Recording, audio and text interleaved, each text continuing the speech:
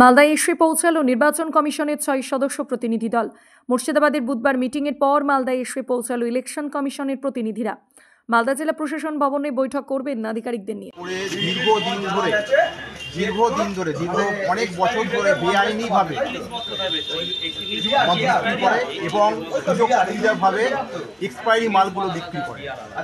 তো আজকের ব্যাপার যেটা ঘটনা নয়, এটা কালকে আমরা দেখেছি শোভাযাত্রা গেছে, সেই সময়ও নিশ্চয়ই বিক্রি করেছে। আজকে ভালোভাবে পরিস্থিতি থাকাকালীন দীর্ঘ সময় ধরে জিনিস কেনার পর যদি ওনাদের কাছে বিল দেওয়া হয়, কোনো বিল দেন না এবং সবসময় রাতের বেলা বা যে কোনো সময় ওনাদের চিন্তা ভাবনা এমনই যে পয়সা আছে, অফিসকে আমরা পয়সা দিয়ে দেবো, এই ব্যাপারটা মেকআপ হয়ে আজ প্রায় 1000 পেটির উপর যে মাল বিক্রি হয়েছে সকাল থেকে সন্ধ্যেবেলা পর্যন্ত, যখন ধরা পড়েছে প্রায় 2000 পেটির কাছাকাছি মাল পাওয়া গেছে, যেটা আমাদের বড়বাবু বলছেন এক্সাইজ।